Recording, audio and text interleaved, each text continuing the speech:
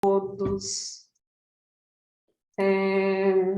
Muito obrigada, mais uma vez a presença de todos aqui, estamos em mais uma reunião, e dessa vez com o nosso queridíssimo membro, meu querido amigo Gabriel Lima, que topou, né, Biel? Aí, depois aí de algum tempo a gente conversando, deu certo, para o Biel vir aqui fazer essa palestra para a gente, falar sobre esse assunto, que é um assunto que pelo menos eu vejo pouco as pessoas falando, eu pelo menos, não sei se vocês veem bastante, mas é um assunto bastante interessante, né? Por isso que a gente decidiu falar. E então agradeço ao Biel por estar aqui hoje à noite conosco, e passar a primeira palavra à Thalita, daí depois eu já passo, daí depois volta para mim, Tatá. Oi, gente, boa noite. Bom, só queria agradecer a presença de todo mundo e do Biel.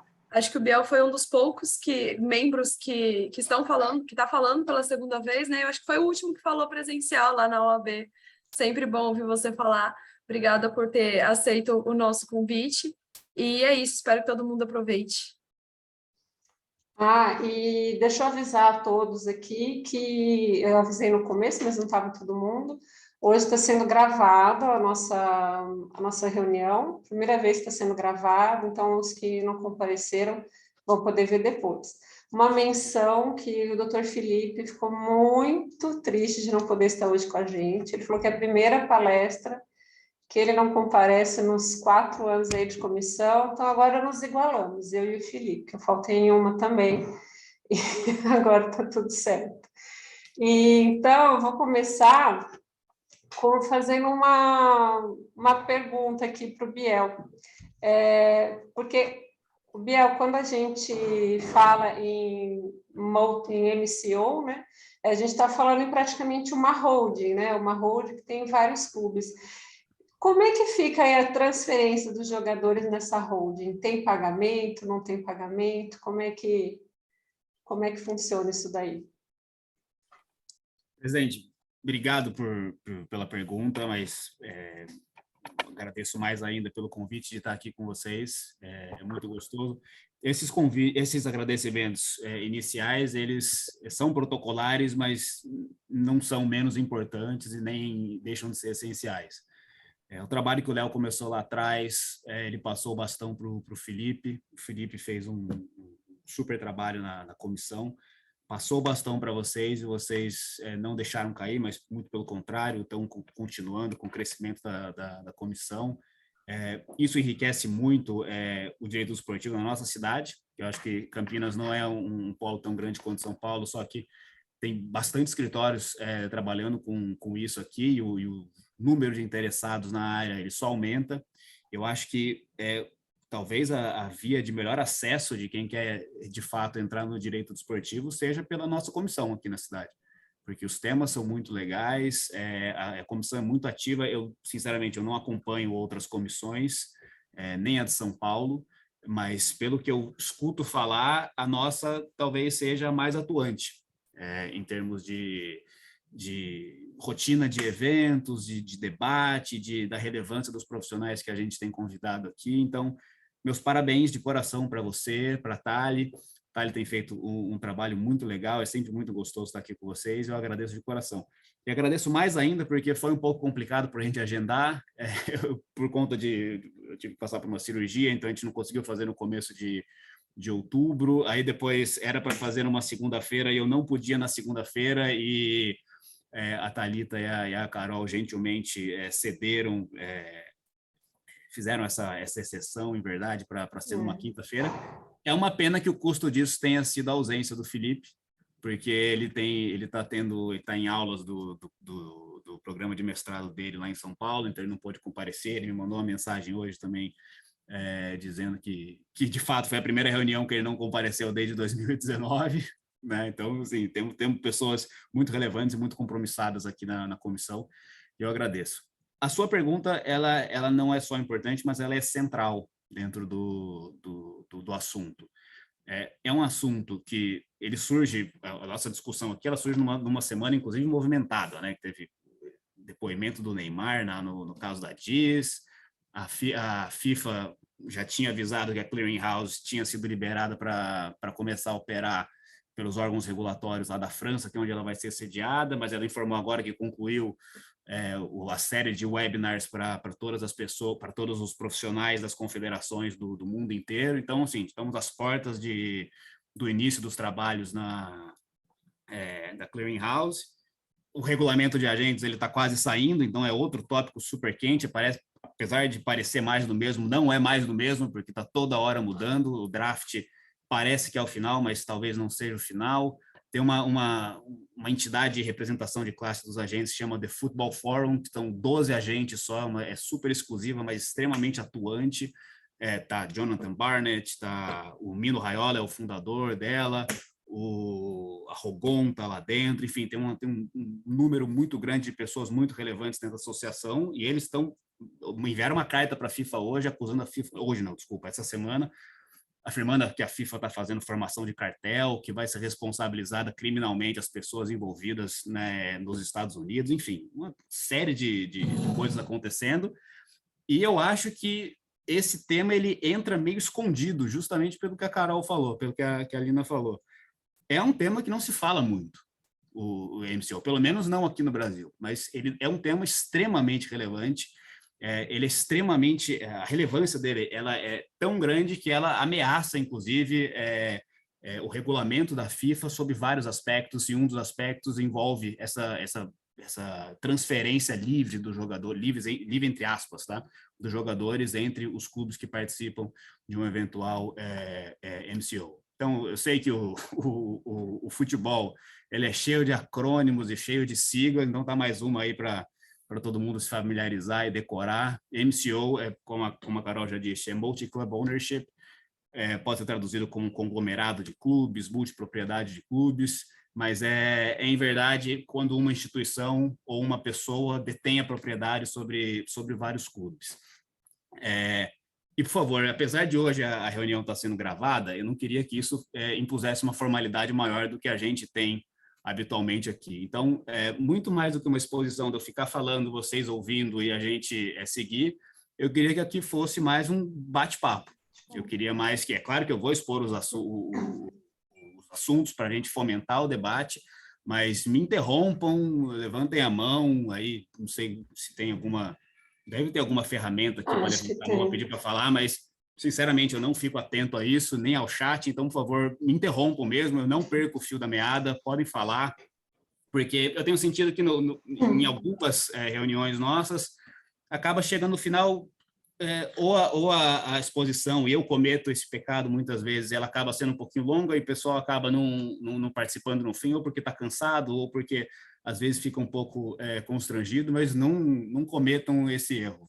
Falem, me interrompam, não preciso deixar o debate para o final. Se eu não chegar até o fim de tudo que eu precisava para falar, eu prefiro não chegar no fim e a gente começar, e a gente ter um debate legal, porque eu acho que é isso que faz a gente crescer, e eu acho que quando a gente tem tantas pessoas de tantos meios diferentes, a gente acaba tendo uma contribuição muito, muito heterogênea. E isso colabora muito para o meu aprendizado, para o de vocês, para o de todo mundo. Então, assim, por favor, sintam-se à vontade para falar a hora que vocês quiserem, que vocês vão ser muito bem-vindos. E, Biel, se não der tempo, a gente marca outro, né? Mas marca pode outra, falar. Porque, de fato, é um assunto que eu tentei aqui ser o mais conciso possível, porque é um assunto muito longo, tá? É um assunto muito longo, ele é muito complexo. A gente pode falar desde da complexidade técnica dele em termos de regulamentos específicos de cada país, de legislação nacional, ou de como isso se comunica com o mercado. Então, é longo o assunto, mas eu vou tentar ser bem conciso e trazer pontos-chave para a gente começar esses debates, tá?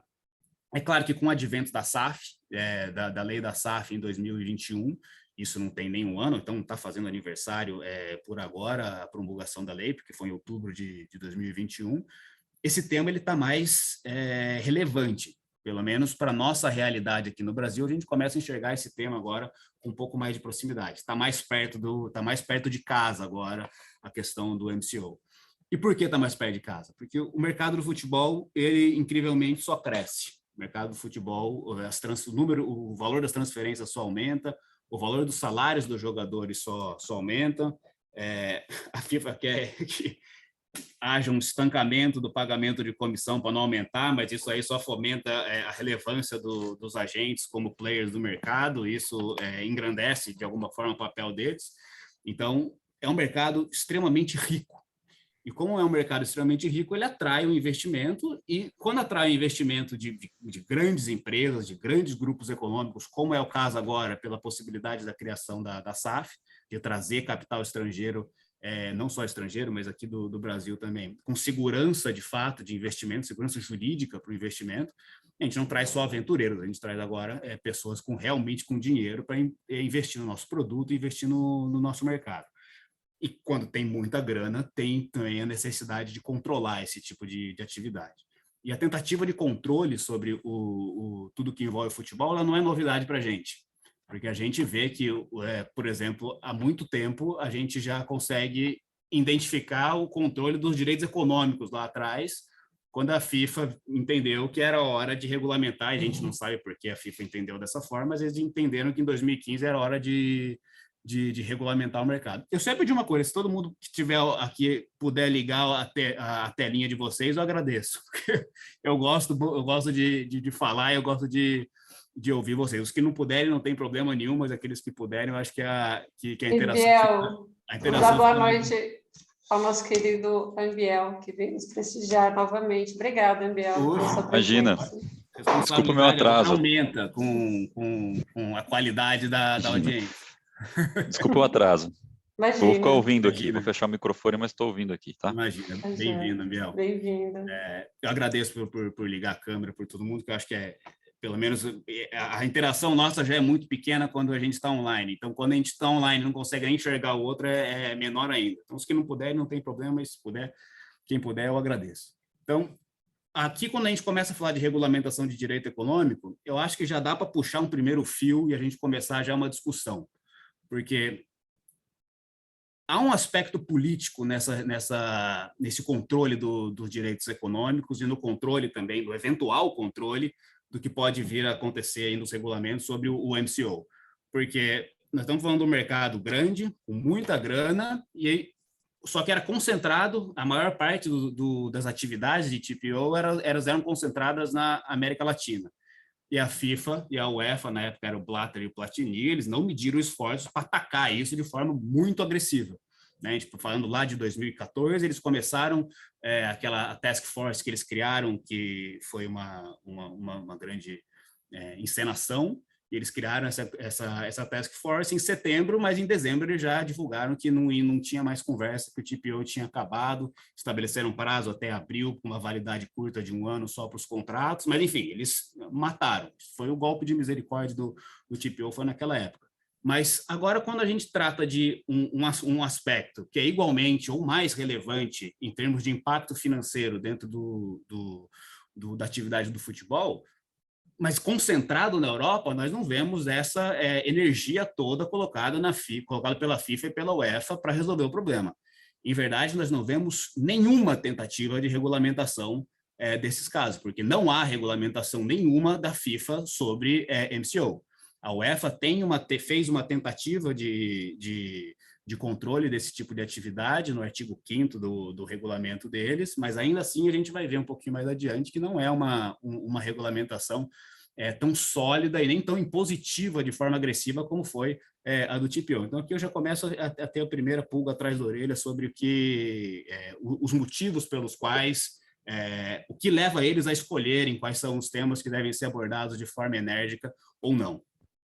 Lá atrás já era proibido a intervenção de terceiros. Antes da gente proibir o TPO, já não podia o TPI, já não podia o Third Party Intervention, já era algo esclarecido no regulamento.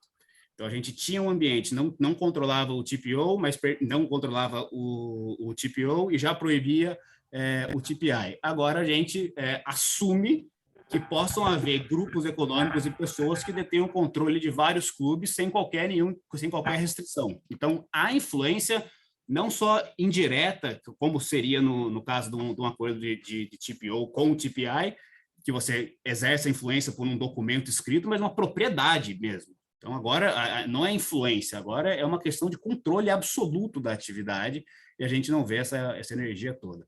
Mas o que é, de fato, o MCO?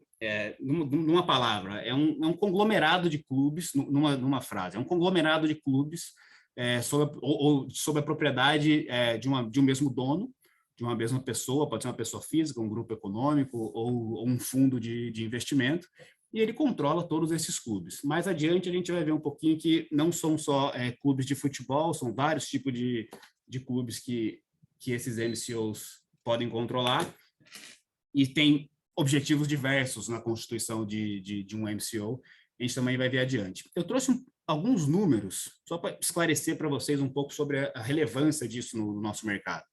Esses números são de 2021, que foi a pesquisa mais recente que eu encontrei, e acredito que seja algo muito próximo ainda da nossa realidade. Se tiver subido, não deve ter subido com uma relevância tão grande a ponto de ficar muito desatualizado. Existem no mundo 60 grupos de MCO que detêm o controle de 2 ou mais clubes. Claro que tem que ser pelo menos 2, né? São múltiplos clubes. 60 grupos com 2 ou mais clubes, e 156 clubes profissionais de futebol estão envolvidos sob o guarda-chuva de um MCO, estão dentro dessa estrutura. E os países que têm mais exemplos de MCO são os Estados Unidos, com 16, e a Inglaterra tem 15. E a Inglaterra, a gente consegue entender o motivo pelo qual os MCOs se concentram também lá, porque em termos de estrutura de liga, estrutura de produto para comercialização, não tem nenhum que se equipare. Os valores de transmissão dos direitos televisivos da Premier League são extremamente altos, os patrocínios são extremamente altos, as cifras que se praticam lá são muito altas, e isso, claro, atrai o investimento e a intenção desses grupos de participar dessa fatia do mercado do futebol, estando dentro da Inglaterra e da Premier League especificamente, apesar de ter clubes que têm na Championship League também, que é na Championship, que é a segunda divisão da Premier League. O conglomerado de clubes mais famoso, talvez, que a gente possa dar o exemplo, é o do City. É o City Football Group, que tem 10 clubes. Eu não identifico dentro desses 10 clubes nenhum clube que possa estar em conflito de interesse direto de os clubes estarem jogando na mesma liga ou até de estarem no mesmo país. Então, são clubes espalhados pelo mundo, e isso tem também uma razão de ser, que a gente vai conversar um pouquinho mais adiante, e eles estão muito próximos de acertarem aqui com o Bahia, né? As conversas já não são iniciais, as conversas já estão se arrastando há um tempo, e acredito que em breve a gente vai ter um clube do City Football Group aqui no Brasil. E esses links entre clubes de vários continentes, eles não são novos.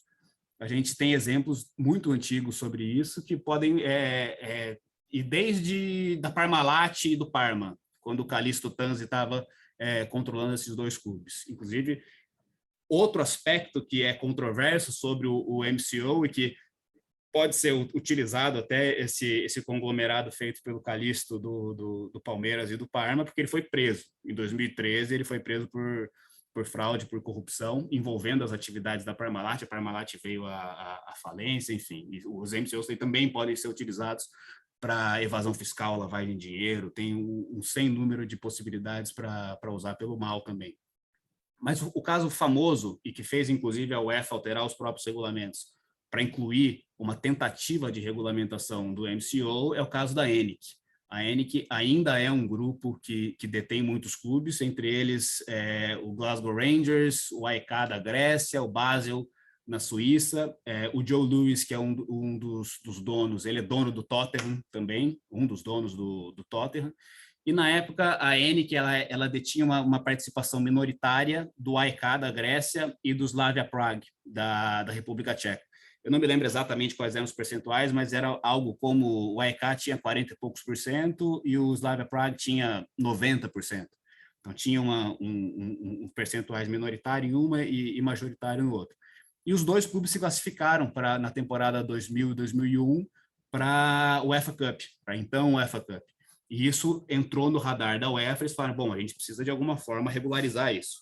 Eu não posso ter 2 clubes. Foi a primeira vez que a UEFA se manifestou isso. Eu não posso ter esses 2 clubes se enfrentando. Eles estão participando da mesma competição continental, eles têm o mesmo dono.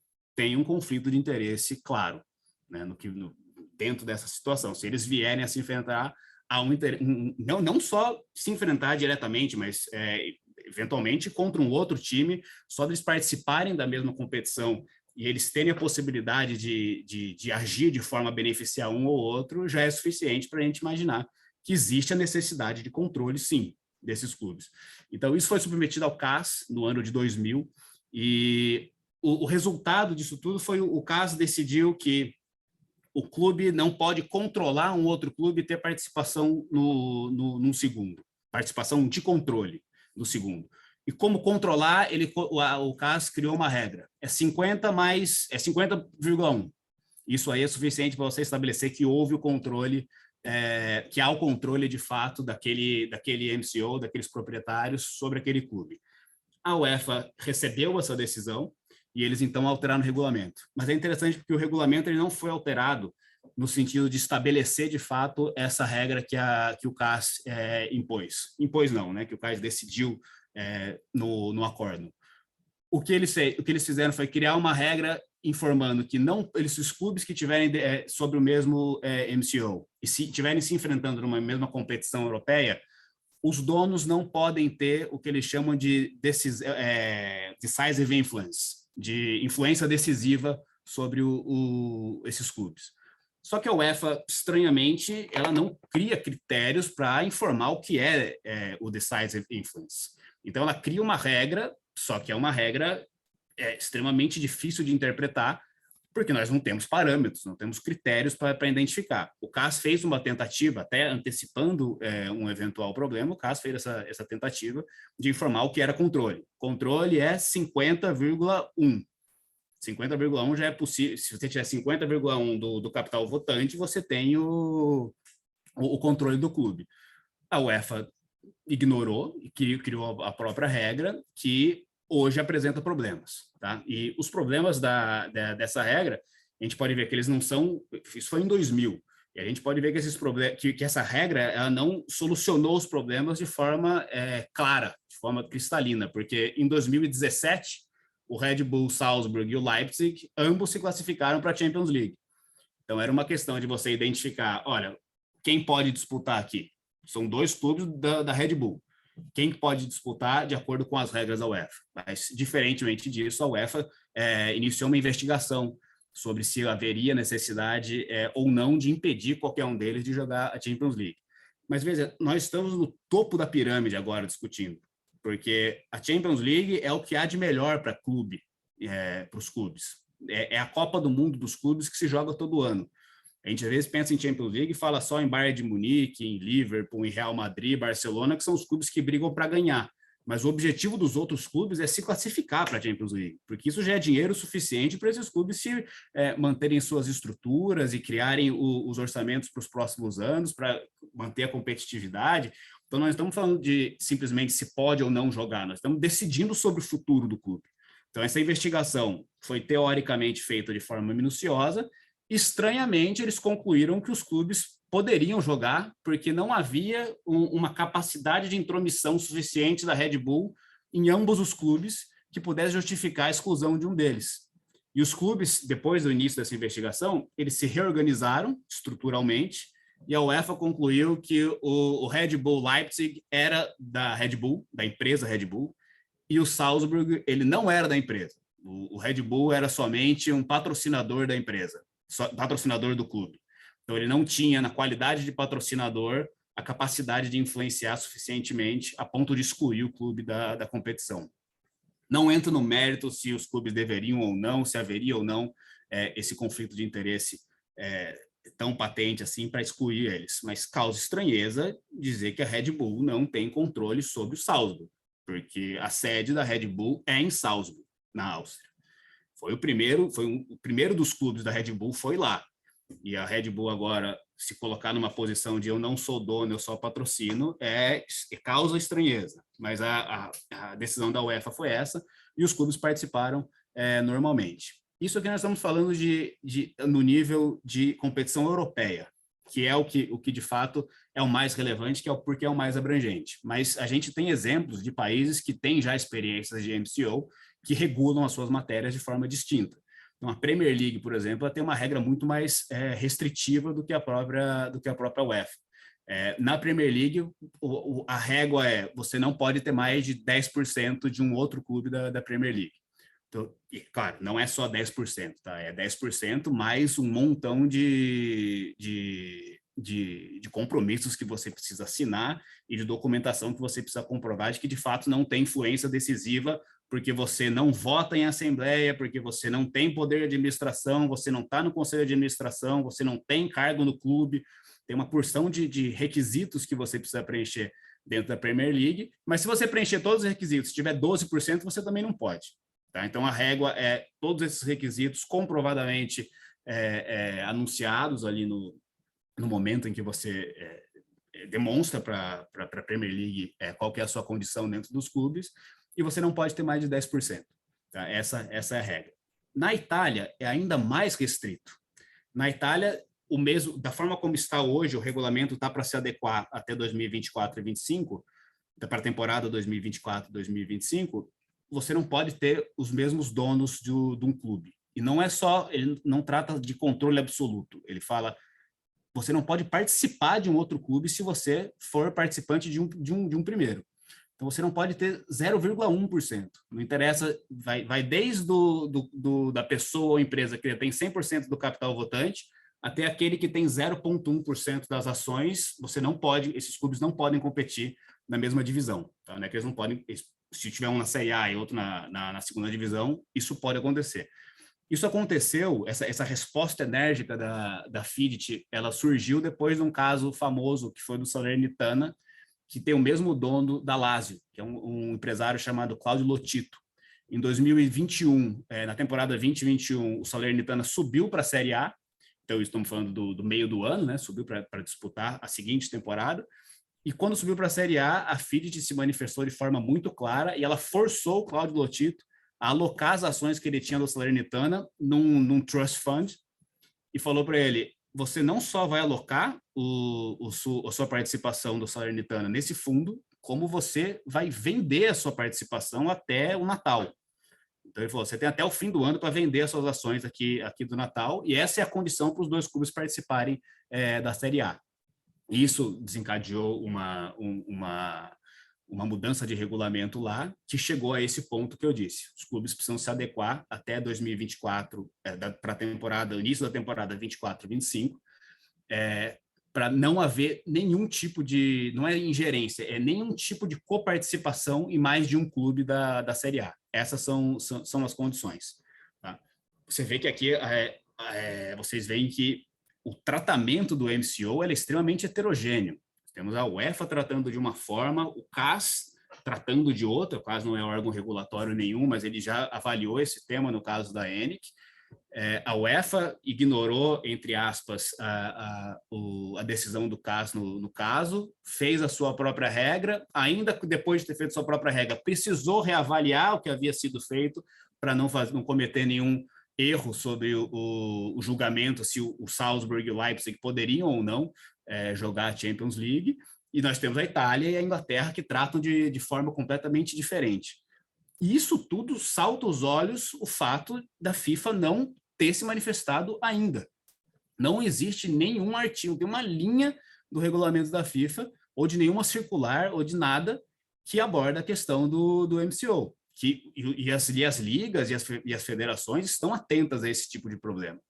Mas a UEFA, em 2000, ela precisou enfrentar o problema por conta do AEK e por conta do Slavia Prague, que eram da ENIC. E se dois clubes se classificam para o Mundial de clubes da FIFA, que acontece todo ano? O City agora tem um montão de clubes. E se vai o Manchester City, vai o Bahia. Biel, eu estava pensando sobre isso, até que você falou do Brasil, já está começando aqui também, né?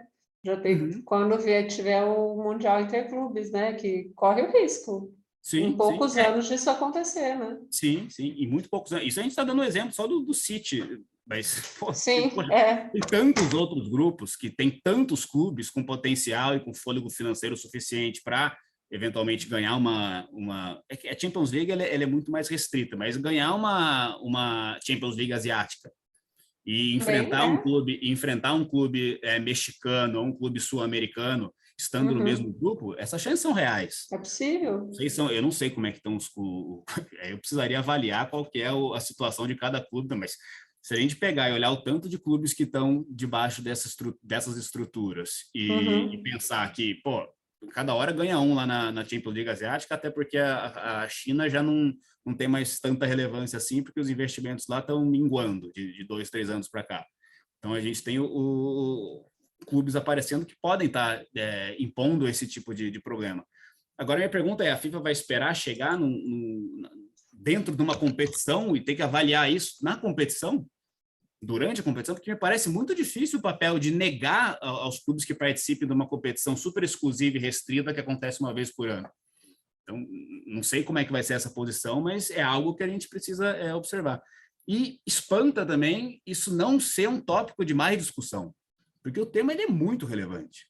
Essa questão de influência e de integridade da competição, ela é palpável. Você consegue identificar muito facilmente que pode haver esse tipo de intromissão, que pode haver ingerência do grupo que controla os outros clubes em diversas esferas do futebol organizado, se ele tem tantos braços assim, né? E só trazendo um exemplo aqui do dono do Arsenal, que chama Stan Kroenke. Ele tem o Arsenal, ele tem o Colorado Rapids, ele tem clube de futebol americano, que eu não lembro o nome, hóquei no gelo, lacrosse, esportes, ele tem um montão. Então, esse cara não preocupa tanto, porque ele tem o MCO dele, tem multi-club ownership, mas de outras formas. Ele está competindo de diversas maneiras diferentes de trazer uma preocupação para dentro do futebol organizado, que é o nosso tema. Mas imaginar que existem esses tipos de grupos que têm tantos braços em tantos esportes diferentes, eles nos leva a distinguir 2 tipos de MCO. Aqueles que têm estrutura mais horizontalizada e outros que têm estrutura verticalizada. Esse exemplo do Stan Kroenke é um exemplo de uma estrutura horizontal, porque os clubes ali, as diversas empresas que ele detém o controle, são empresas que estão teoricamente no mesmo nível, porque elas não competem entre si. Não tem ali uma correspondência imediata entre o Arsenal e o time de lacrosse dele, entre o hóquei no gelo e o futebol americano. Então, não há, pelo menos imediatamente, em questão de integridade de competição, uma preocupação, tá? Porque não falam a mesma língua. Tá? Quando a gente vai tratar dos MCOs, particularmente no futebol, a gente identifica, existem também MCOs no futebol que tem uma estrutura mais horizontalizada, tal qual essa do Stan Kroenke. Mas, no mais das vezes, a estrutura ela não é horizontalizada e ela é mais verticalizada. Isso implica no quê?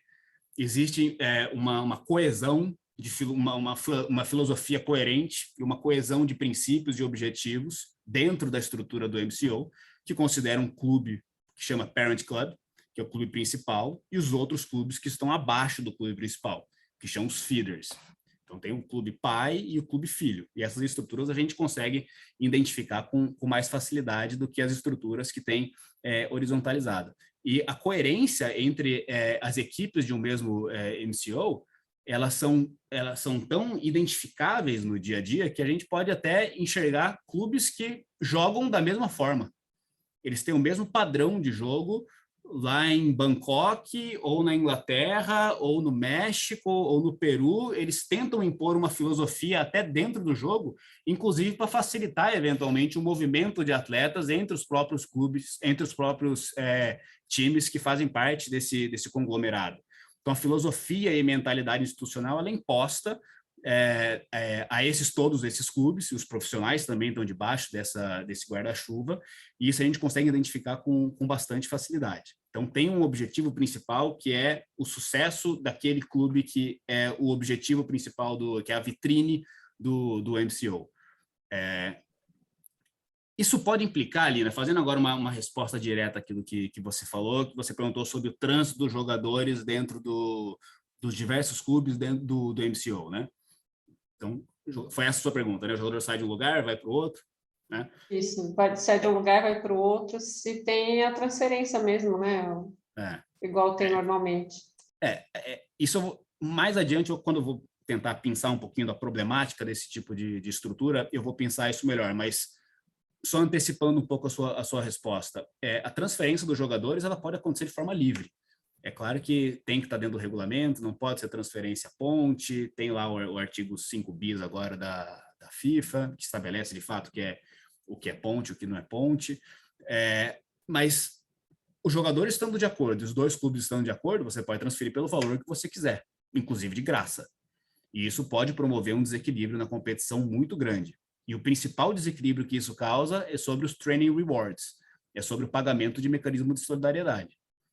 Isso aí eu estou me adiantando um pouquinho, mas só para mostrar como isso é relevante, eu tenho alguns exemplos próximos de casa, aqui próximos do escritório, de alguns casos que a gente trabalhou no Red Bull. O Red Bull Brasil, ele é uma empresa, ele é de fato uma empresa, ele não é SAF, ele veio no momento em que não existia SAF ainda. Então, o que eles fizeram? O Red Bull veio lá, comprou, pagou todo mundo para dissolver o Red Bull Bragantino e assumiu a vaga deles, e eles hoje disputam. É claro que isso veio depois de um projeto fracassado do Red Bull Brasil, que tem expressão insignificante no cenário nacional aqui no Brasil, não deu certo, o investimento foi alto, eles acabaram mudando o curso do investimento e foram para o Bragantino, compraram e estão tendo um sucesso devido, porque o clube está sendo muito bem administrado, as coisas estão indo bem lá. Só que dentro da filosofia do clube, quando você se aproxima um pouco do... Eu vi que alguém mandou alguma mensagem aqui, mas eu prefiro que me interrompam e façam a pergunta. Que ele falou que está aplicando prova, Biel, da aula também. Perdão, eu vi que estava direcionado aqui. Ele falou que, guardadas as devidas proporções, também fez isso na década de 90, o caso Parmalat com o caso Cafu, né? Sim, precisamente. Mas quando você se aproxima um pouco da política de dentro do Red Bull e começa a conhecer um pouco melhor o que se passa por lá, a gente identifica que essa estrutura de Parent Club ela é muito clara. Os jogadores que passam pelo Red Bull Bragantino, eles fazem... Oi? Alguém falou alguma coisa? Ela entrou com som e já desligou. Tá. A pessoa acabou de entrar. Fernanda, uma amiga minha, uma advogada que trabalha com marcas e patentes. Bem-vinda, Fernanda. Você identifica dentro do Red Bull a avaliação que eles fazem dos jogadores são a seguinte: esse jogador aqui é material para o Salzburg, esse jogador aqui é material para o Leipzig. E eles mandam os jogadores para fazer estágio lá. Eles mandam os jogadores para passar por um período de avaliação lá, tanto jogadores jovens, claro, maiores de 18 anos, mas jogadores jovens. Os menores eles também mandam, mas não é para fazer contrato, é só para conhecer. Mas eles mandam os jogadores jovens, promissores, maiores de idade, para lá para ver se eles se adaptam. E se eles se adaptarem, eles fazem a transferência. Se interessar para o clube de lá, eles fazem a transferência. Então, você desfalca um clube aqui de um bom jogador, porque seu jogador está indo para a Europa, é porque ele é um bom jogador para nível de Brasil, e eles estão dispostos a sacrificar e abrir um buraco na equipe aqui no Brasil para mandar o jogador lá para Salzburg ou para o Leipzig, mais comumente para Salzburg do que para a Alemanha. Mas eles mandam esses jogadores para lá porque eles imaginam que o potencial dele lá vai ser maior. Gabriel, eu tinha visto pelo menos uma entrevista de um dos gestores do Red Bull falando que ele abria concorrência mesmo, assim, eles não dariam preferência, né, no caso de venda, tanto que eu acho que é o caso do Claudinho, né, que estava indo muito bem aqui no Red Bull Brasil e acabou sendo vendido por um time da Rússia e não acabou migrando para um time do grupo. Pelo menos esse foi a fala deles. Eu não sei se isso mudou, mas eu sei que nessa época foi perguntado. Então. E não acho que isso é uma inverdade, tá? Eu acho que, de fato, é verdade. O Red Bull aqui, o Red Bull Bragantino, vai sempre brigar pela melhor transferência que for para eles. Mas o clube está debaixo de uma estrutura que, se exigir que o jogador vai para lá, é muito difícil do Red Bull segurar. Não, eu quero ele para o Leipzig. É difícil de segurar. Ele não vai a preço de banana, mas talvez ele possa ir por um valor inferior do que ele iria para o Zenit, por exemplo, que foi para onde ele foi, entendeu? Se de fato houvesse uma diretriz interna dizendo quero esse jogador para lá. Ou então o jogador foi bem aqui, eles falam, realiza o lucro. vamos vender o jogador. Valorizamos, o Brasil é um mercado exportador, os jogadores estão aqui justamente para serem vendidos, e a gente vai vender jogador. Então, se for nesse o caso, Gabriel, Hum. nesse caso tem até o caminho inverso, né? Porque da mesma forma que o Claudinho não foi para algum clube da franquia, o próprio Luan Cândido, que é o lateral que é destaque do clube hoje, veio do Leipzig emprestado para atuar no Bragantino. E hoje é destaque. Sim, e vai ter a valorização do Brasileirão que está fazendo e pode virar um ativo da franquia, não só do Bragantino, né? Sim, com certeza. O exemplo é ótimo, porque o movimento ele vai dos dois lados, né? O que interessa para cá, que não está sendo utilizado lá, vem para cá. Mas o que eu chamei a atenção é sobre a relevância que o Leipzig tem em relação ao Red Bull Bragantino. O Red Bull Bragantino não ia conseguir pegar o Luan Cândido se ele tivesse titular do Leipzig, né? Mas o Claudinho, titular do Red Bull Bragantino, poderia ser uma opção para o Leipzig, né? Isso com certeza poderia.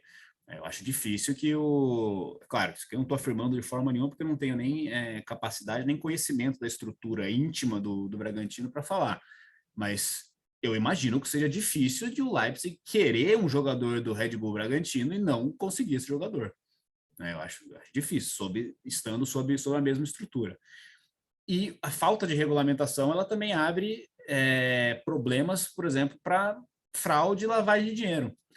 Se você tem um montão de clubes, um deles está dando prejuízo, você vende um jogador aqui, um jogador ali, pelo valor que você quiser, para cobertar perdas da empresa, ou para eventualmente manipular o valor das ações no mercado. Você consegue movimentar esse dinheiro, porque é um ativo do clube, só que são duas instituições diferentes. Então, você consegue valorizar, eventualmente, uma coisa, um jogador ou outro nessa situação, e, eventualmente, eu não sou especialista em lavagem de dinheiro, mas me parece que é um facilitador enorme para você fazer uma manobra financeira aí que possa vir a ocultar algum número real. E trazendo um pouquinho mais sobre os problemas que isso pode levar. Primeiro, eu acho que existe um potencial problema de você criar uma reserva de mercado grande. Se você tem um montão de clubes, esses clubes têm dinheiro que vem do MCO, que vem do fundo de investimento, você pode burlar muitas regras do RSTP, com certeza, burlar de forma, entre aspas, porque são operações lícitas, alguns exemplos que eu vou dar aqui, mas de fato impõe uma atitude anticompetitiva, digamos assim. Mas você pode comprar jogadores, inscrever onde você quiser e eventualmente você transfere esse jogador para o clube que você puder. O orçamento está mais apertado aqui, transfere para o X e depois eu pego esse jogador quando for o momento certo, ou quando ele maturar, ou pego esse jovem aqui que eu não posso... tem um jogador jovem de 16 anos que eu não posso contratar ainda porque ele ele não pode ser transferido internacional. Então eu compro ele aqui dentro do Brasil de um clube, espero ele fazer 18 anos e transfiro ele para lá. Faço essa compra no Brasil por um valor muito inferior ao que eu pagaria quando ele tiver 18 anos para transferir ele para fora. Então, esse tipo de reserva de mercado, ele é real. É um problema que salta aos olhos. Mas eu queria trazer 3 exemplos aqui de questões que a gente pode discutir e são controversas, dos problemas que essa estrutura de MCO pode trazer para a estrutura e para a estabilidade do futebol. Vocês sabem que no último regulamento a FIFA ela impôs uma limitação sobre os números de empréstimos. E isso aí vai evoluindo até que na temporada 24-25 você só pode emprestar 6 jogadores e receber 6 jogadores por empréstimo.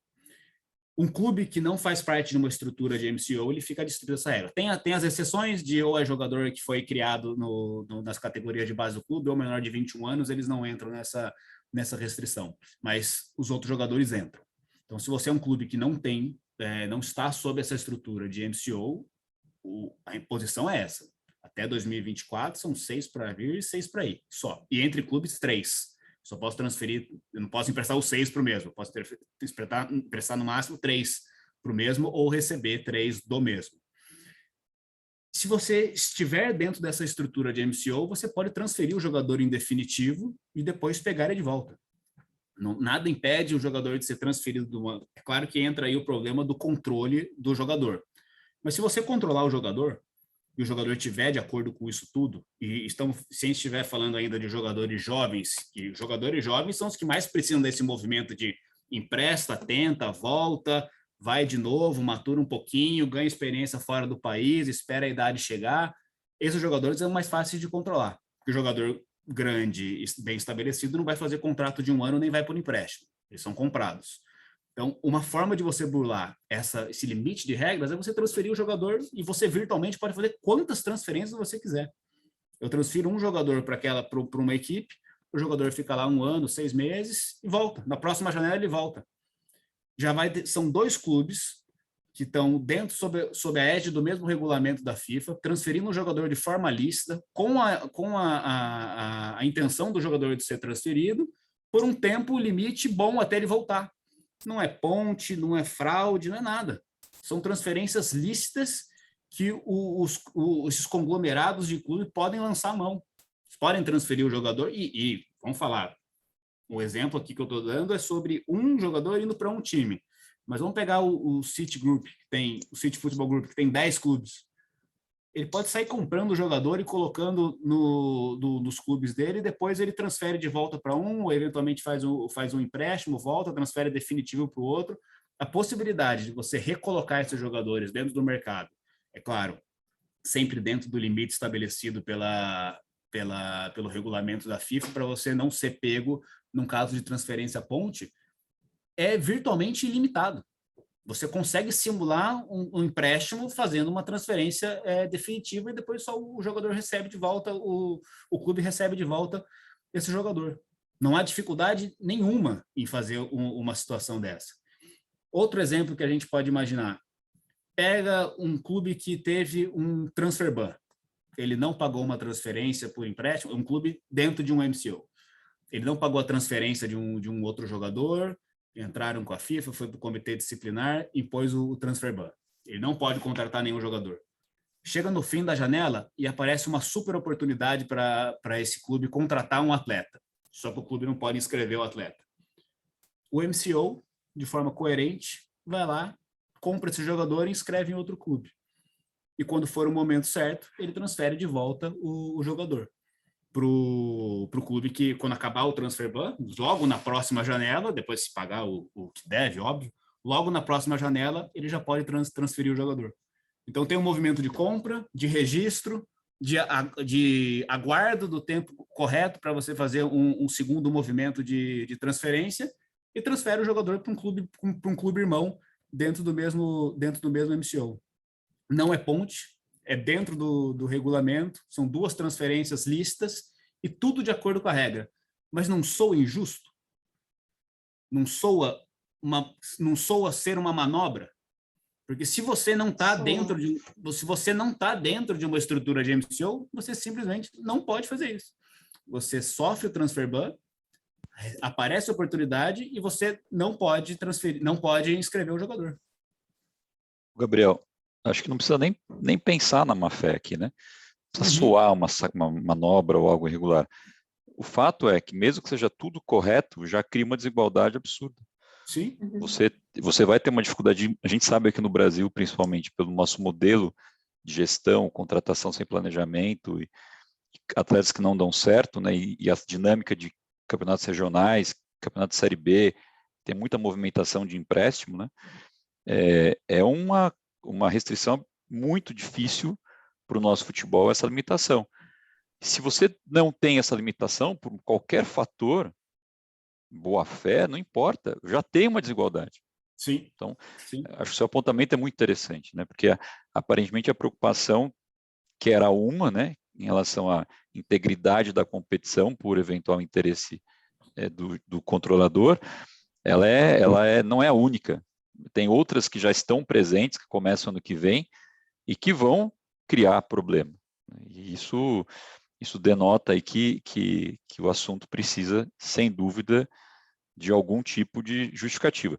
Sem entrar no mérito, né, que eu acho que também, a gente pensando aqui como advogados, doutrinadores e estudiosos, faz parte da própria discussão quanto à legalidade desse tipo de restrição, né, que a FIFA faz. A gente vai ter que entrar numa outra discussão, que é o controle de legalidade, constitucionalidade das normas transnacionais, porque ela existe. Né? Existe primeiro no âmbito da legislação em que a norma o país que edita a norma, né, o país da entidade que edita a norma pode fazer, mas também um necessário controle de legalidade e constitucionalidade do país destinatário da norma. Isso tem muitas regras aí relacionadas à liberdade de concorrência, questão da liberdade econômica, que o Brasil reconhece e que eu tenho sérias dúvidas de uma infração efetiva desses dispositivos às nossas disposições estatais. Então, acho que isso pode, no extremo, como já foi cogitado, inclusive, em relação aos agentes, né? Quando você começa a restringir muito, daqui a pouco você começa a ter demandas em tribunais estatais de órgãos de regulação de concorrência, que eu não tenho dúvida de que podem muito bem começar a impor às entidades esportivas multas dizendo que vocês estão infringindo aqui a liberdade econômica, a livre concorrência, a livre iniciativa, etc, etc. Então a FIFA tem que tomar muito cuidado com isso, porque eu não sei o que motivou esse tipo de coisa, talvez um interesse muito mais focado no mercado europeu do que no mercado sul-americano, porque isso traz um problema sério para cá, né? Embora você dizer, mas tem clube que contrata jogador barato para não deixar o outro contratar, não usa, empresta para o time B, né? Como ocorreu com Casimiro, como ocorreu com Renier e assim por diante, né? Alguns deram certos, como ocorreu com Lucas Piazon, alguns deram certo, outros não deram. E é um método que o clube rico faz de ganhar mercado. Ele contrata 3, 4, ele não usa todos, empresta num time B lá. Então, pode ser que tenha um efeito na Europa, mas tem um efeito muito pior na América do Sul. E eu acho que se isso se tornar um engessamento, né, das atividades, corre sim o risco de um questionamento não só do porquê fazer isso e de eventual revisão, mas também de uma intervenção dos órgãos estatais dizendo que isso extrapola a possibilidade de uma regulação privada. Né? E essa discussão, ela, por mais relevante que ela seja, ela, infelizmente, ela não é nova, né? Porque a FIFA, na minha opinião, ela está numa posição, entre aspas, confortável, porque ela já ganhou os casos do Sirmin, os casos da Doyen, ela já ganhou esses casos na UEFA e nos tribunais europeus, afirmando que o regulamento da FIFA ele não infringe lei de competitividade europeia em relação ao TPO, eu digo. Então, eu acho que ela se sente numa posição confortável de continuar desafiando esse tipo de restrição, que eu concordo plenamente com você que existem e devem ser abordadas, e em tempo vão ser abordadas. Inclusive, sobre o regulamento de agentes, já existem ações em curso na Bélgica e na Inglaterra, e do The Football Forum. No início da minha fala, eu dizia sobre esse grupo exclusivo de agentes, que são 12 só agentes no mundo. Jorge Mendes, o falecido Mino Raiola foi o criador, hoje a Rafaela está no lugar dele, o Jonathan Barnett, o Roger Wichmann, todos eles estão reunidos. Aqui no Brasil existe só um empresário que está envolvido nesse grupo, que é o Nenezini, e eles já tomaram medidas nos tribunais da Bélgica e da Inglaterra e fizeram acordos, entre aspas, no processo para que suspendessem as discussões até que a minuta final fosse divulgada. Então já está todo mundo assim, super pronto, com a faca está no dente dessas pessoas para ir atrás da FIFA quando esse regulamento for divulgado, e a briga vai ser longa. E eu tento antecipar que a briga ela vai ser mais longa e mais demorada e talvez mais sanguinária do que foi com o TPO ou quando o regulamento de agentes foi suprimido em favor de intermediários. Eu acho que agora a discussão ela vai ser ainda mais séria. Eu acho que agora vão poupar menos esforços para tentar ceder a essa regulamentação da FIFA e, de fato, se expressar. Mas, voltando sobre a questão do MCO, essa perda de oportunidade, no exemplo que eu estava trazendo agora, essa perda de oportunidade de um clube que não tem a possibilidade de manejar o regulamento dessa forma, ela causa desequilíbrio. Isso tem um desequilíbrio na competição extremamente alto.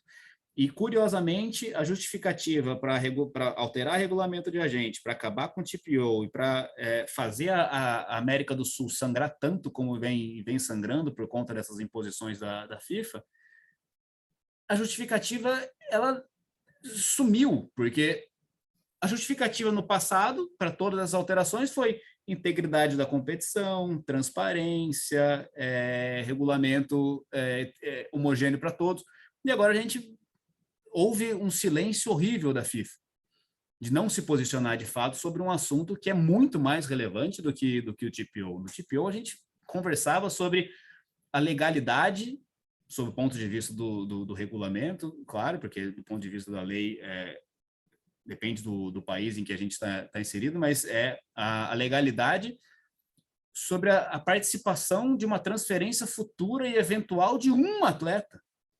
Que agora a gente está falando de grupos que controlam efetivamente muitos outros clubes e podem estar jogando na mesma divisão ou disputando a mesma competição continental. E quando a gente fala mesma competição continental, nós estamos falando da Champions League, que é o que tem de melhor do futebol. É onde existe o dinheiro de verdade no futebol, é onde os clubes da Champions League não precisam se preocupar em vender jogador, em transferir jogador. Não, eles dependem de dinheiro da Champions League. Quem tem que se preocupar em emprestar jogador para valorizar e vender somos nós. É o Brasil, é a Argentina, é o Uruguai, é Portugal. Os clubes de verdade que disputam a Champions League não tem essa dificuldade. E mesmo lá existe esse conflito que já está instaurado. A gente não está olhando algo que pode vir a acontecer. Está aí. Os clubes estão aí de fato e é uma questão de... E a classificação deles na mesma competição é uma questão de casualidade, de eventualidade, que está muito próxima, como já aconteceu no passado. E a FIFA, curiosamente, extremamente silente em relação a isso. Mas uma das coisas que mais me causa preocupação nesse ambiente que foi inaugurado pelo MCO e que vem crescendo, de fato, é ofensa sobre as recompensas por formação de jogador. Vamos trazer aqui um exemplo simples. Um jogador de um clube pequeno se destaca num campeonato médio e ele é transferido para um clube médio. E esse clube médio faz parte de um MCO grande. Ele está sob a estrutura de um grande MCO que tem clube nas Big Five, que é clube de Champions League. E esse jogador vai bem nesse clube médio, ele joga 1, 2 temporadas e ele acaba virando um fenômeno. Todo mundo quer o jogador. O valor de mercado do jogador é 100 milhões de euros. E o clube recebe um sem número de propostas para vender esse jogador e o clube simplesmente não vende. Porque ele tem um clube grande dentro da estrutura dele que ele quer utilizar esse jogador lá. Porque é o Haaland. Apareceu o Haaland numa situação dessa, como eu estou falando para vocês, estourou muito rápido, muito jovem, incrível, só que ele estourou no clube do City no México, ele estourou aqui no Bahia, depois que o Bahia foi comprado pelo City. Aí chega o Manchester United quer comprar ele, o Real Madrid quer comprar ele por 100 milhões de euros e fala assim, não, eu vou transferir ele para o City por 10 milhões de euros. E essa transferência, ela é uma transferência lícita, sob a ótica do regulamento, e aí o que o Ambiel falou é extremamente importante, porque não importa se tem boa-fé ou não, tem algumas coisas que elas têm regras mais gerais e que são mais amplamente consideradas, que identificam que, de fato, isso não deve ocorrer, mas olhando sobre a ótica do regulamento, totalmente lícito. O clube rejeita um montão de ofertas altíssimas e decide transferir o jogador para o outro clube que faz parte do MCO por 10 milhões de euros. O clube que treinou o jogador, que foi aquele clube pequeno, que cedeu o jogador para esse clube médio, ele vai receber 10 vezes menos de mecanismo de solidariedade do que ele receberia se tivesse vendido para outro clube por 100 milhões. 10 milhões Gabriel, não é... Só aproveitando o seu exemplo, né? Bem ou mal, óbvio que tem muita diferença, mas é o que está sendo discutido neste momento, essa semana, no julgamento do Neymar na Espanha. Sim, né? sim. O Real Madrid veio ao Brasil, fez uma oferta ao Santos pelo Neymar, a proposta foi recusada, anos depois o Barcelona comprou por um preço menor. Óbvio que era outra circunstância, o Santos queria o jogador, teve ganho esportivo, e aí o terceiro está indo lá na Espanha e diz assim, eu fui já de uma fraude, você recusou uma proposta melhor e vendeu por uma proposta menor, porque parte do dinheiro foi pago diretamente para o atleta e para a sua empresa, e o Santos e eu fomos fraudados numa corrupção privada aqui. No fundo, é isso que está sendo discutido hoje, né? Eu tinha um terceiro, embora aí fosse um terceiro em direito econômico, aqui está falando num terceiro em solidariedade dos 5%, né? Sim. Mas eu tinha um clube formador interessado, tinha proposta e o cara se recusou, e vendeu para outro. Então, olha como é interessante, né? Isso já está sendo uma discussão pontual, diferente, mas que esse assunto está sendo tratado. Você pode se recusar a vender por uma oferta e vender para outra, se isso trouxe um ganho direto, você causou dano a terceiro. Né? Isso já tá na pauta. Sim, o que me preocupa é o seguinte, aqui eles puderam levar isso para os tribunais em Barcelona. Havendo essa transferência que eu citei, debaixo do guarda-chuva da FIFA, eles vão para a FIFA. Eles vão tentar reclamar para a FIFA sobre o eventual prejuízo. A FIFA, muito provavelmente, vai acontecer o que aconteceu no caso do Racing, lá atrás, quando a gente discutia sobre transferência ponte. A FIFA puniu o Racing, dizendo, olha, você transferiu os jogadores aqui de forma irregular e isso é ponte.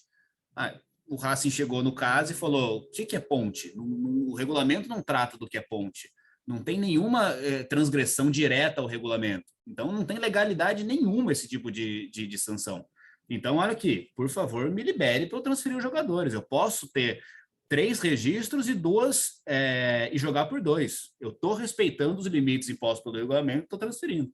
Aqui eu imagino que o argumento vai ser parecido, porque eles vão ser acusados sobre algo que o regulamento não aborda.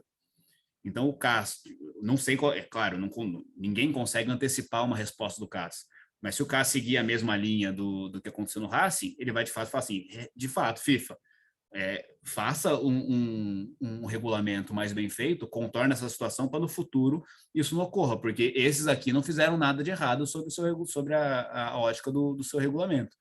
Mas exatamente por isso, porque você está dizendo, de maneira muito bem colocada, te parabenizo aí, muito bom mesmo. O que está hoje permite isso. É absolutamente lícito. Só que isso vai trazer uma desigualdade e prejuízo em 3 pontos que você já identificou. Talvez existam outros que a gente não está enxergando hoje, mas que podem surgir. E não está nada errado, porque está dentro da regra. Só que é uma legalidade que causa uma desigualdade.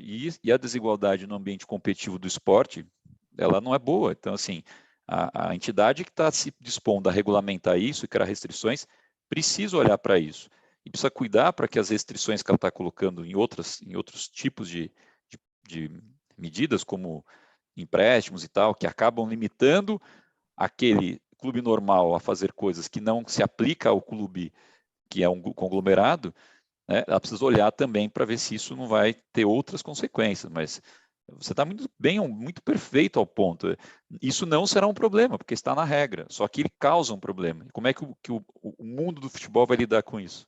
Né? Sim, a minha esperança, eventualmente, vamos supor que esse caso que eu trouxe aqui, ele foi para o CAS. Eventualmente, o CAS vai interpretar esse caso muito mais sobre o princípio basilar da FIFA, de estabilidade de competição e zelo pela competitividade, do que pela regra em si. Então, ele fala assim, ó, você tem aqui uma regra que não aborda uma ofensa ao seu princípio. Então, isso deve ser abordado de forma como se fosse uma transgressão mesmo, porque o princípio que vem antes da regra, ele foi, de fato, ofendido, né? Apesar da regra permitir. Esse caso que eu trouxe aqui, ele é muito, sim, muito gráfico, ele é muito escancarado, né? O jogador que vale 100 milhões é vendido por 10. Acho que, eventualmente, eles fariam algo um pouco mais bem feito do que isso. Criar metas, bônus, eventualmente, não sei como eles fariam essa operação. Se tivesse na nossa mesa, a gente ia conseguir construir algo melhor também. Se a gente tivesse pelo MCO, a gente ia conseguir construir algo melhor do que eu coloquei aqui, claro. Mas o que eu quis expor é exatamente escancarar mesmo a possibilidade de haver esse problema e todo mundo está com uma carta livre da cadeia. Não fiz nada de errado. Né? E é um argumento super forte.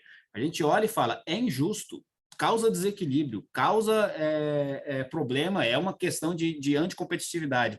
Mas o clube e a estrutura fala, desculpa, mas eu posso. Né? É uma possibilidade mesmo. Né? Isso... Biel, e desculpa te cortar, mas assim, claro. Acho que causa muito problema até para os clubes formadores, porque grande parte, os pequenos mesmo, né? Igual a gente tem aqui no Brasil, porque eles contam com essa renda, né? Sim. Eles contam com essa renda para poder justamente revelar mais jogadores, manter o clube em atividade, então pagar dívidas. Então, você imagina, de repente, ótima fonte de renda, ela ser cortada pela metade, em 10 vezes. Então, assim, é de fato algo a se pensar, porque vai uma hora ou outra isso vai estourar, né? E você citou, tem clubes que dependem de fato disso, você falou clubes pequenos, mas não só os pequenos. Tem o Vasco, quando vendeu o Coutinho para a Inter de Milão, recebeu menos na venda do que recebeu de solidariedade quando ele foi vendido para o Barcelona.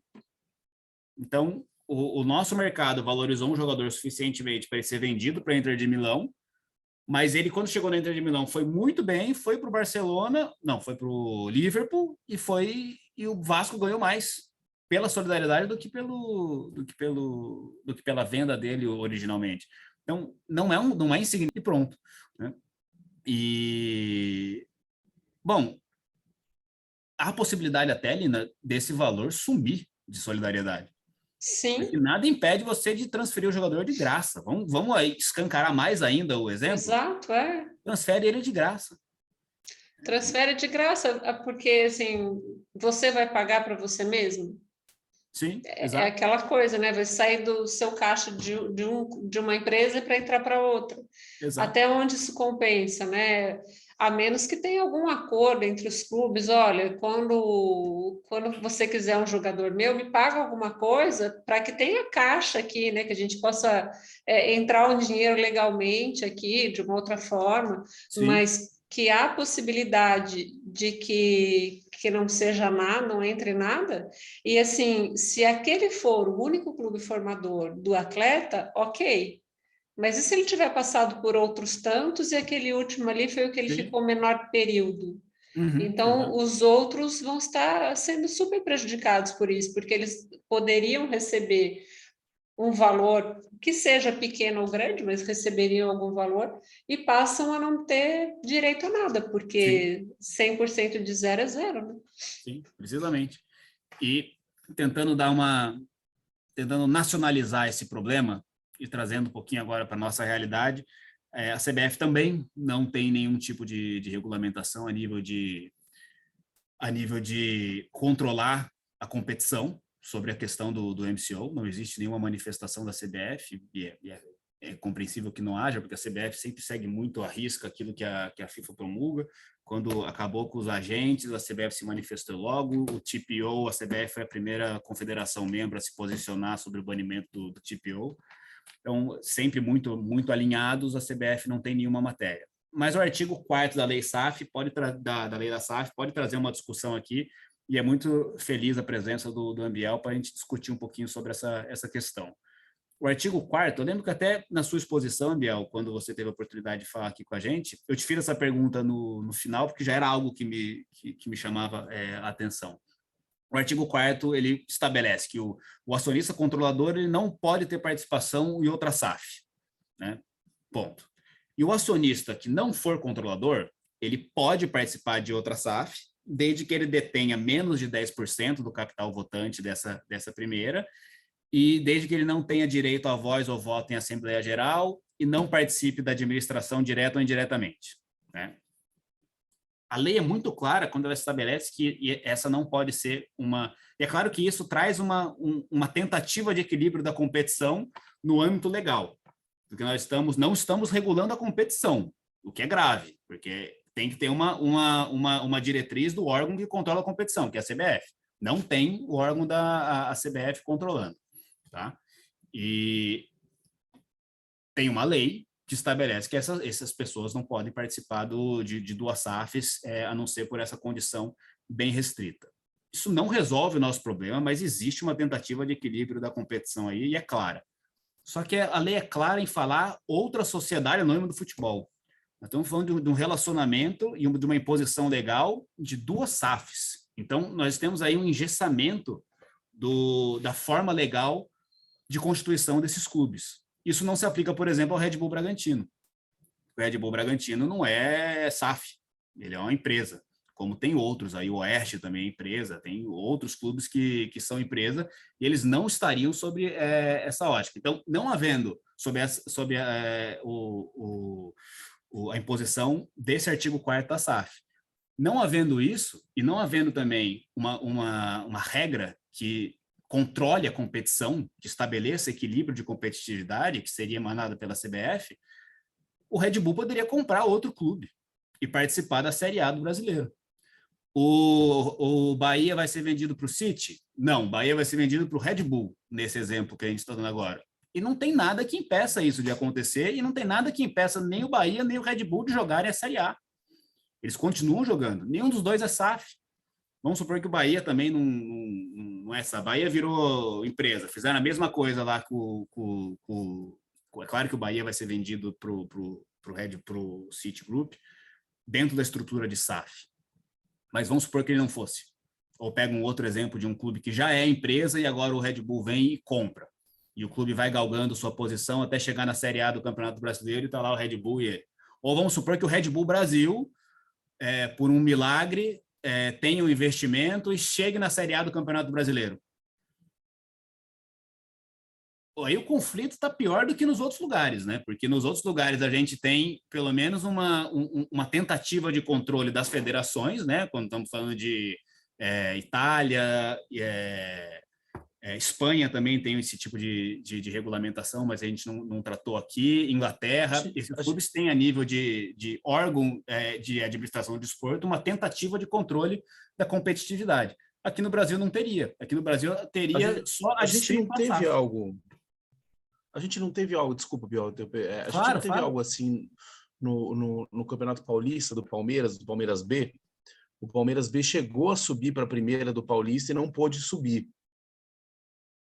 Porque eu acho que existia, eu não me lembro, salvo engano... não me lembro dessa situação. Mas aí é o mesmo CNPJ, né? Aí é o mesmo clube, propriamente, né? Lá, o que a gente está tratando aqui são de clubes diferentes, controlados pelo mesmo investidor. Aí eu preciso ler melhor o regulamento para identificar em qual capacidade o Palmeiras poderia ou não participar o Palmeiras B poderia ou não participar da A1 do Paulista. Ou, eventualmente, ele está na B e o Palmeiras é rebaixado, né? Não vai rebaixar o Palmeiras, né? Exatamente. Não tem sentido. Eu não entendo exatamente, eu preciso dar uma olhada melhor nos regulamentos específicos das competições, para ver como isso seria adequado, mas seria... eu acho que era uma vedação, que foi uma vedação da Federação Paulista, algo assim. Não sei se era da CBF, eu acho que era no âmbito estadual mesmo. Essa eu consigo compreender um pouco melhor, porque é o mesmo clube, é o mesmo CNPJ, que está jogando duas vezes, né? Aí, realmente, eu assumo a ignorância em relação à particularidade desse tipo de exemplo, mas o exemplo aqui é: dois clubes não são SAF e são 100% controlados pela mesma empresa ou pelo mesmo dono. Não tem nenhuma impossibilidade. Eu acho que a Federação Paulista ela fez uma portaria ou algo do tipo quando o Red Bull comprou o Bragantino, não teve alguma coisa assim? Que ele tinha o Red Bull Brasil e aí quando comprou o Bragantino eles iam disputar a mesma série. Se eu não me engano, a Federação Paulista fez uma portaria, um ato falando que teria que escolher qual dos dois. Eu não me recordo exatamente como foi, mas acho que é mais ou menos... Teve isso, inclusive, antes, quando teve na época do Bragantino, e depois teve quando o Botafogo virou SA, que havia o clube associativo e a sociedade anônima, não do futebol, mas a SA do Botafogo de Ribeirão. A federação regulamentou um pouco isso, inclusive sob o aspecto de participação em outros clubes, tá? Mas é no âmbito estadual, né? A nível estadual. Não resolve o problema. Mas, o Gabriel, quando se pensou na lei da SAF, eu posso dizer isso porque eu acompanhei bem, óbvio que se pensava em muitas coisas, depois o texto da lei foi alterado, né? Mas era uma preocupação de imaginar que isso seria um problema e que já era melhor deixar na lei alguma regra, até para não sofrer a crítica contrária ao texto da lei, dizendo que isso permitiria, sei lá, uma falta de integridade nas competições esportivas, que haveria times com o mesmo dono. Então, aliás, isso já tinha sido objeto de algo semelhante lá na Lei Pelé, quando da época do 27, uma das outras 27, lá na época quando o Cruzeiro tinha parceria com o mesmo investidor do Corinthians, acho que foi no final dos anos 90, né? Já houve alguma coisa na lei brasileira nesse sentido, falando da proibição de participação e controle de mais de um clube. embora não fosse controle societário, né? Seria parceria comercial, né? Então, a preocupação do texto da lei era já antecipar algum tipo de coisa que garantisse que não haveria esse problema. Mas você coloca muito bem, há uma falha. Primeiro que eu não me preocupei com os casos de clube-empresa que não são SAF.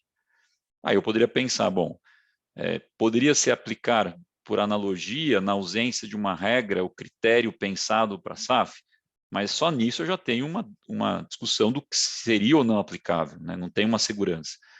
E além disso, eu só penso só tem essa questão quando eu tenho um modelo societário aqui, né? Quando na verdade ele tem uma preocupação da entidade esportiva em regular, não do modelo societário que o legislador criou.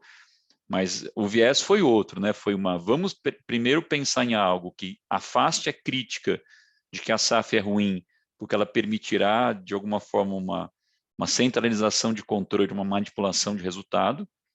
Então, foi mais uma linha de defender o projeto contra uma crítica, mas faltou a visão de perceber que isso poderia resultar em uma situação diferente do clube, que é a empresa, mas não é SAF, né? A sua crítica é perfeita, mas só estou fazendo uma defesa aqui de quem, quando fez, por que fez e por que não pensou no resto. Porque a ideia foi apenas proteger da crítica do modelo, mas eu acho que aí, de fato, faltou talvez uma extensão, né, de regra que seja na SAF ou em tipo societário, aí eu teria uma segurança maior, né?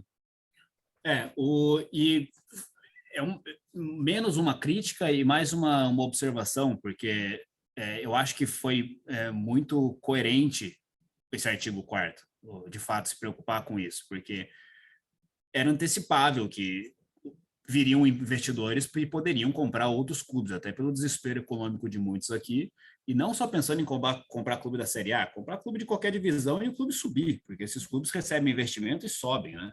Então, a preocupação ela é super coerente.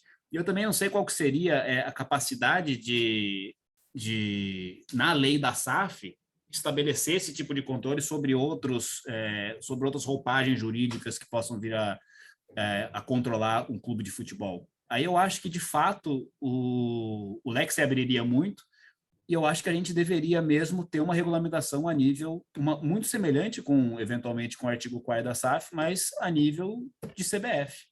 A CBF, de fato, se manifestar, porque a estabilidade da competição tem que ser zelada pela CBF. O que a lei da SAF veio foi trazer o ambiente jurídico para a constituição da SAF e, dentro dos limites próprios do que a lei trata, tentar, de fato, contornar essa situação. O artigo 4º, ele ajuda bastante, porque a maioria vai ser SAF. Não é? Se a gente tiver clubes com estruturas diferentes de associação, que deixem o modelo societário, muito provavelmente eles vão virar SAF pelas facilidades tributárias, pelo incentivo que existe na constituição da SAF por parte desses clubes. Mas existem alguns outros poucos que podem desviar desse caminho e virar um problema, né? Então, eu acho que o artigo 4º ele ajuda bastante, mas ele não chega a resolver o problema, mas ele indica o caminho para a resolução. Gente, o que eu tinha para falar era mais ou menos isso. Eu ia só fazer um encerramento aqui sobre... Eu imagino que a conclusão não poderia ser outra a não ser regulamentar. A gente precisa fazer, de fato, a gente está no meio da transformação agora. E quando a gente fala que está no meio da transformação, a gente está, de fato, no meio da transformação, porque a lei da SAF, não sei se já fez aniversário ou se vai fazer, mas é agora em outubro. Então, tem um ano. Em um ano, nós temos 3 clubes dos 12 grandes que já viraram SAF. Então, 25% dos grandes clubes já são SAF no Brasil. Então, a gente está vivendo essa transformação agora e o momento não poderia ser outro, senão agora, para começar a identificar quais são as disposições que a gente tem em termos de regulamento, de estabilidade de competição e abordar de forma enérgica. Mas isso não está vindo nem da FIFA, que já é um velho conhecido problema da FIFA, e eles não estão preocupados com isso, pelo menos aparentemente não estão preocupados com isso, e a CBF tampouco, porque também não se manifestou. Então, eu acho que o primeiro passo seria reconhecer os MCOs como players do mercado, não necessariamente formalmente, mas entender que eles de fato estão aqui e eles fazem parte do mercado do futebol já, de forma muito atuante, né? Tão atuante que eles podem chegar a fazer uma disrupção muito significativa do regulamento da FIFA em prejuízo de muitos clubes, formadores principalmente, aqui nesses exemplos que a gente deu, né? E não só formadores nesse último exemplo sobre o mecanismo de solidariedade, mas nos outros clubes, nos outros exemplos em que existe uma circunvenção das regras, mas não existe, ninguém deixou de pagar ninguém, ou ninguém deixou de receber, mas teve uma circunvenção indevida, porque é uma vantagem que os outros não têm, né? Isso, claro, que ofende o princípio de competitividade e a lisura da competição. Isso aí, os clubes não têm mais paridade de armas, se a gente considerar esses cenários que podem vir a acontecer com o MCO. Não sei se eles já aconteceram, tá? Foram exemplos que eu tentei trazer para vocês, mas não sei se eles já aconteceram.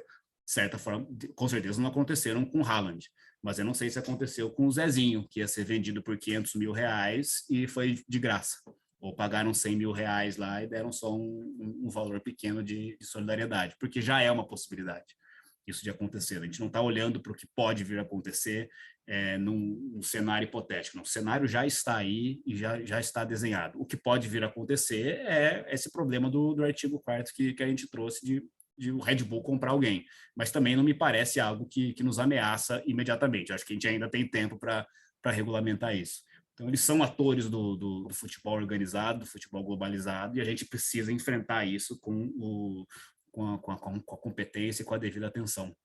Então, eu não sei se a gente já está avançado no tempo, mas eu queria abrir para mais comentários, para mais perguntas, se o pessoal quiser, aproveitando a presença do Ambiel, que é sempre muito bom ouvir ele falar de qualquer coisa. Muito enriquecedora.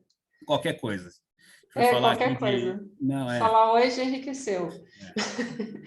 A Biel entrar e ficar quietinho ali, já enriqueceu. Gabriel, queria te parabenizar, cara. Assim, eu nunca tinha participado de nenhuma discussão dessa, assim, em apresentação, em palestra, eu tenho ido poucas palestras, e fiquei muito, muito impressionado, assim, com a leitura, com as ponderações. De fato, você tem razão, e de altíssimo nível. Fiquei muito feliz em participar, e desculpa se eu atrapalhei nas minhas considerações, mas de verdade, assim, parabéns. Eu acho que você foi nos pontos principais, e acho que a gente tem um problema sério, cara, porque não vejo perspectiva breve de uma regulamentação disso, não há sinal, né? Muito pelo contrário, aparentemente a FIFA não está com nenhuma pressa em regular isso, você colocou bem, ao contrário de outros temas que foram super rapidamente restritos, né? A questão do TPO, por exemplo, e aqui está sendo super conivente e aceitando, inclusive, competições importantes com clubes, né, com o mesmo controlador, como já ocorreu. E nós estamos prestes a uma restrição, essa sim já regulada, e que vai entrar em vigor, e que vai causar uma situação exatamente nessa que você ponderou. Os clubes que não são conglomerados vão sofrer, e os que são terão mecanismos lícitos de resolver as restrições dentro da regra.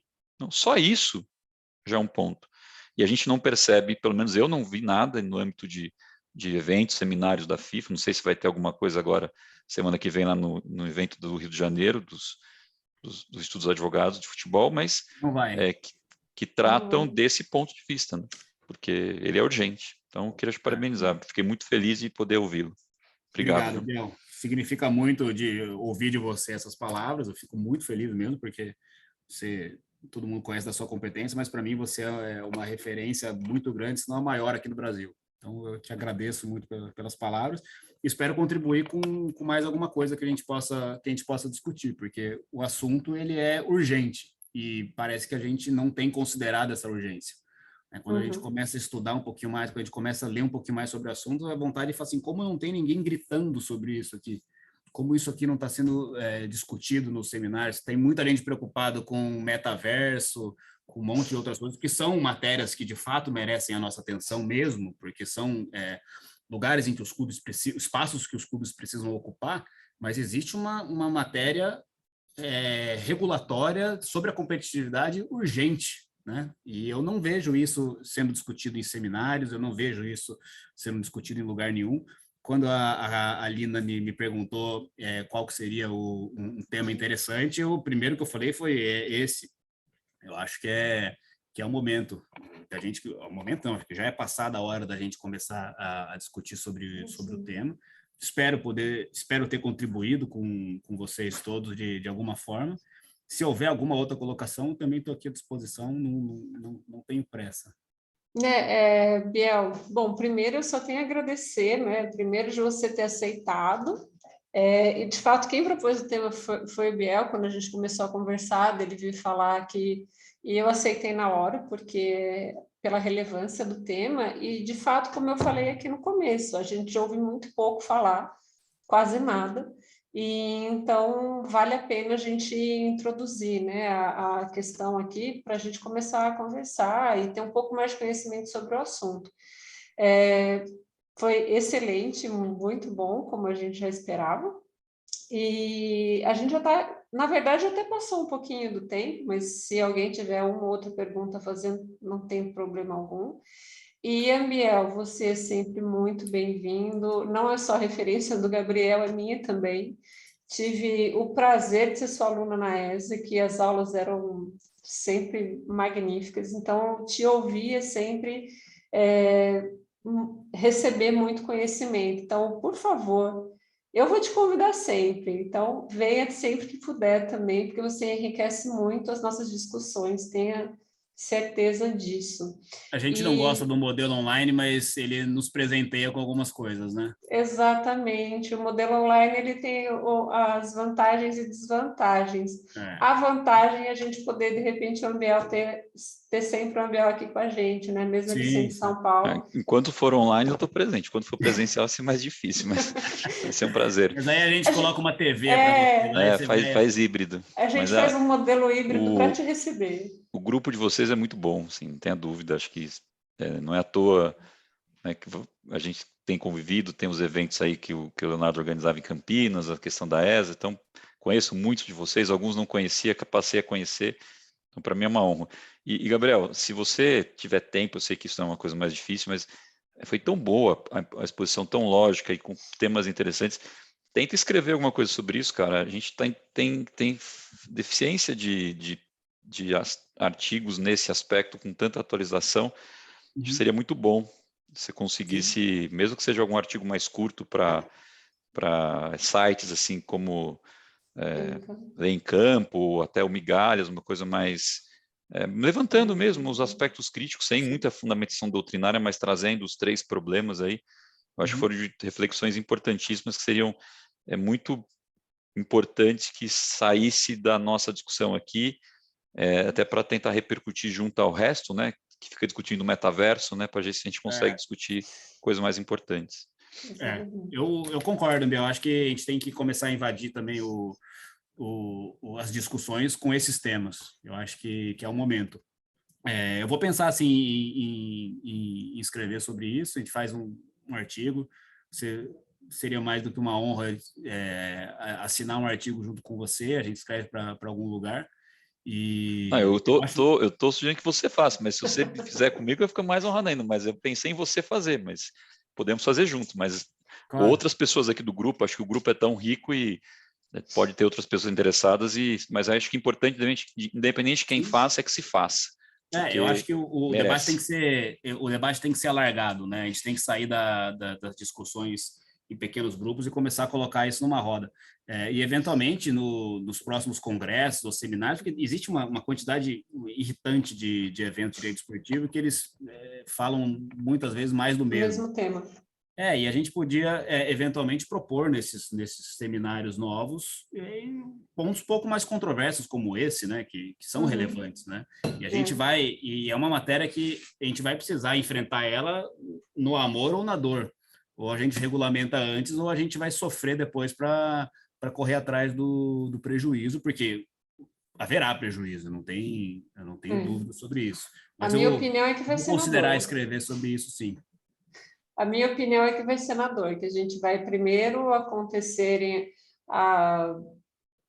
as injustiças, digamos assim, né? Ou então os prejuízos, melhor dizendo, para depois ser regulamentado. Eu não acho que isso vai... É muito possível que aconteça dessa forma, porque... Eu acho que não tem interesse. Eu acho que não, e não é nem só a questão do interesse, mas mesmo se houver o interesse a partir de hoje a gente decidiu que vai começar a draftar um regulamento novo. Isso vai demorar 1 ano para sair. E os problemas já estão aqui. Então, independentemente do momento em que a gente começar a discutir sobre isso de forma séria, nós já estamos atrasados. Já existe uma urgência que a gente já conseguiu identificar essa urgência, mas simplesmente só há silêncio da FIFA, ou da CBF, ou dos outros órgãos. Tanto é que outras entidades de administração do desporto, a Premier League regula isso. Né? A FIDT regula isso, a Federação Espanhola regula isso. E a gente, até agora, estamos com os olhos tapados e com os ouvidos tapados também. Então, eu acho que é o momento da gente começar a puxar uma nova pauta e vamos invadir os espaços que a gente puder com esse tema, porque é importante. Isso aí.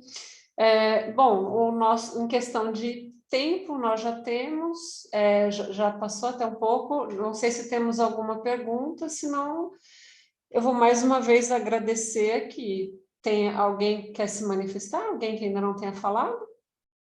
Não? Então, eu vou agradecer principalmente ao Gabriel por ter aceitado estar aqui hoje conosco. Eu sei o quanto isso é penoso para você, o seu horário com o seu filho, então agradeço muito, muito mesmo. E de você poder estar aqui, fazer todo essa arranjamento para estar aqui, né? Eu sei o quanto isso é importante para você. Ter dado essa brilhante palestra aqui, obrigado mesmo. Agradeço a presença do Ambiel e de todos os demais por estarem hoje aqui à noite conosco. Tá, muito obrigado, Lina. Obrigado pelo convite, conta comigo sempre. Espero contribuir mais vezes com vocês. Obrigada, Biel. Obrigado, Thali. Eu que agradeço. Carol, obrigado de novo. E, Gabriel, só para ficar claro, escreve aí. Se você não quer sozinho, ninguém mais quiser, me chama que eu escrevo com você. Mas dê preferência para os seus colegas aí do grupo, que são muito competentes e acho que seria interessante sair alguma coisa aí de vocês. Tá? É uma boa ideia. Verdade. Alguém mais? Interessante. Ambiel, obrigado pelas colocações, pelas palavras, principalmente pela presença de prestigiar a gente aqui, porque eu sei que a vida de todo mundo é corrida e quando vem convidados assim é um presente. Muito obrigado. Não estou prestigiando, não, estou aprendendo de verdade, foi muito bom, de verdade. Para de me elogiar, daqui a pouco não apareço mais, hein? Vou ficar... Parece que eu sou alguém mais importante que os outros. Não sou, então só agradeço, tá? Valeu, obrigado Ambiel. Mesmo. Obrigado, valeu, gente. Valeu a todos, obrigado. Boa noite a todos. Valeu, gente. Boa noite para todo mundo aí. Gali, beleza?